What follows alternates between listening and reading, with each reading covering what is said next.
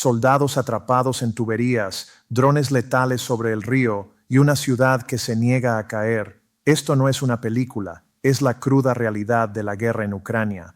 Lo que Putin planeó como una invasión silenciosa se convirtió en un infierno literal para sus tropas, y lo que viene a continuación va a dejarte sin palabras. Si quieres entender cómo Ucrania está cambiando el juego y humillando a Rusia, suscríbete ahora, dale like, comparte este video y déjanos tu comentario, porque si no lo haces te vas a perder el análisis más completo e impactante que vas a ver sobre Kupiansk. El plan de infiltración de soldados rusos a través de tuberías, por audaz que parezca, ha sido una estrategia activa en Ucrania durante meses, con el objetivo de capturar Kupiansk. Sin embargo, la contrainteligencia ucraniana ha neutralizado este método, dejando a Rusia en una situación cada vez más crítica. Según United 24 Media, a fecha del 20 de enero, se estima que quedan menos de 100 soldados rusos en la ciudad, muchos escondidos en sótanos y refugios improvisados, esperando refuerzos que no llegan. La razón por la que estas fuerzas son tan vulnerables es sencilla. La estrategia principal de Rusia ha colapsado. Durante meses, tropas rusas ingresaron a Kupiansk mediante un antiguo gasoducto que cruza bajo el río Oskil. La táctica funcionó inicialmente. Los soldados recorrían hasta 15 kilómetros dentro de la tubería, a veces utilizando scooters eléctricos para avanzar más rápido en los tramos donde podían estar parcialmente erguidos, emergiendo finalmente cerca de Kupiansk. Ucrania se enteró del uso del gasoducto en el verano de 2025, aunque en ese momento había poco que pudieran hacer. La ciudad estaba bajo asedio y la presencia rusa crecía. Los defensores ucranianos, agotados y atacados constantemente, solicitaron refuerzos, que finalmente llegaron a finales de septiembre. Su llegada cambió radicalmente la situación, transformando a Kupiansk en enero de 2026 en un escenario muy distinto al del verano anterior. Con la llegada de los refuerzos, Ucrania lanzó una contraofensiva sostenida durante los últimos meses de 2025, con el objetivo de limpiar la ciudad de los pequeños grupos de soldados rusos que se habían atrincherado. Para que esta limpieza fuera efectiva, era esencial neutralizar el gasoducto utilizado por Rusia. En noviembre, según The Washington Post, se implementó un plan coordinado por la Brigada Achilles y su comandante Anton Shmyhal. El objetivo era claro: destruir las salidas de la tubería y eliminar los escondites cercanos que aún pudieran ser utilizados por las tropas rusas. Salían a pie del gasoducto y corrían hacia los bosques cercanos, explicó Shmyhal sobre los soldados rusos. Quienes encontraban refugio a menudo se cambiaban de ropa para mezclarse con civiles antes de intentar infiltrarse en Kupiansk con sus armas. La primera fase del plan de Shmyhal se ejecutó con drones equipados con bombas de 15 kilogramos que fueron lanzadas sobre los tramos subacuáticos del gasoducto. Las inundaciones resultantes bloquearon muchas salidas, obligando a Rusia a retomar el cruce del río Oskil mediante balsas, exponiendo a sus tropas a la vigilancia de drones ucranianos. Aunque temporal, la victoria permitió a la Brigada Achilles mostrar los resultados de su operación. El 13 de diciembre, The Kyiv Independent difundió un vídeo de 95 segundos que documentaba las condiciones extremas dentro de la tubería y los momentos en que los soldados rusos emergían antes de ser alcanzados por las bombas. Cada salida detectada por la brigada fue rápidamente destruida, aliviando la presión sobre Kupiansk. No obstante, la calma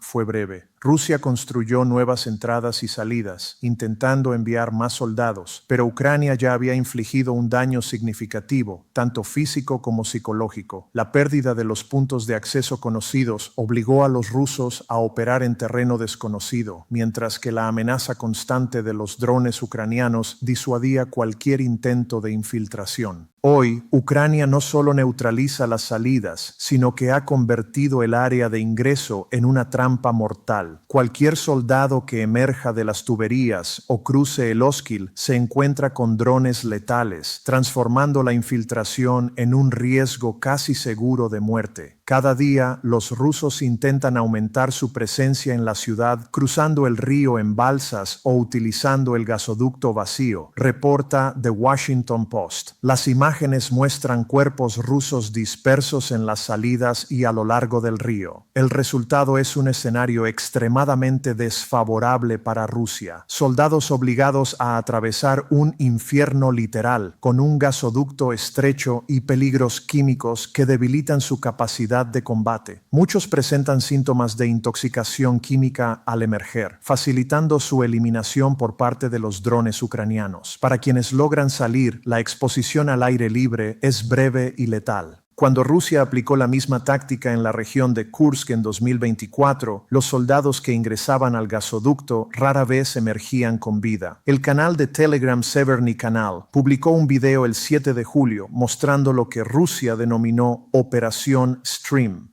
Un soldado anónimo relató que algunos compañeros perdieron la cordura y se suicidaron antes de enfrentarse a la muerte segura al final del túnel. Los cuerpos se amontonaban en el interior, con espacio mínimo para retirarlos.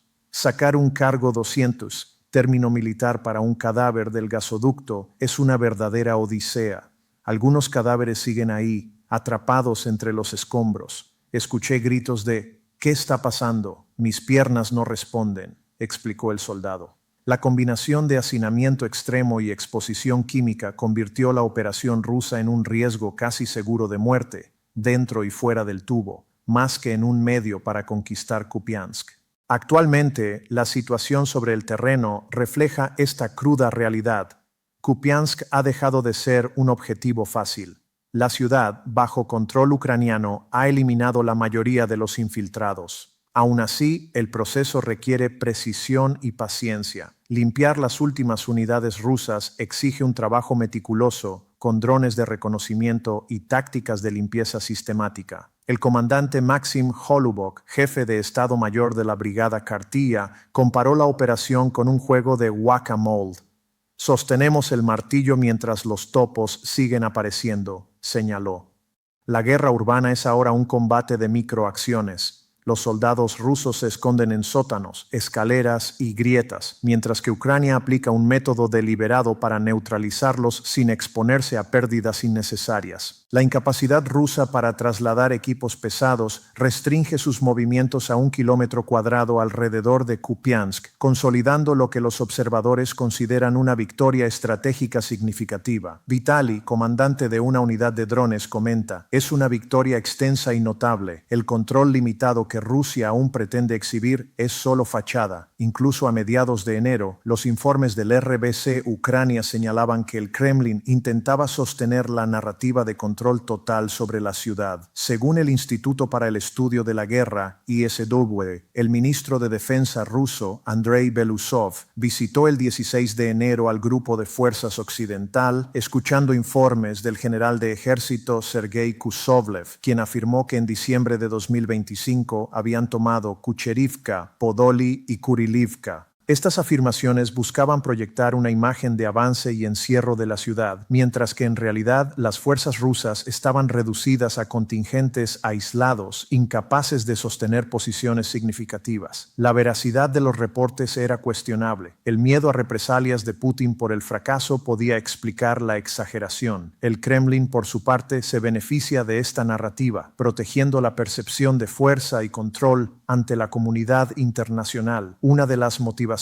clave de Putin para sostener Kupiansk es su valor como ficha de negociación. A pesar de no formar parte del Donbass, la ciudad representa un activo estratégico. Podría intercambiarse por territorios en Donetsk, como Pokrovsk, en un eventual acuerdo. Aunque Ucrania probablemente rechazaría la oferta, actores externos como Estados Unidos podrían considerarla viable en conversaciones de paz, otorgando a Putin la oportunidad de consolidar objetivos territoriales indirectos en el Donbass. Kupiansk no solo tiene valor geopolítico, también posee importancia logística. El control de su nudo ferroviario permitiría a Rusia transportar tropas y suministros desde Belgorod, presionando la región del Donbass y afectando la línea de defensa ucraniana en Sloviansk y Kramatorsk.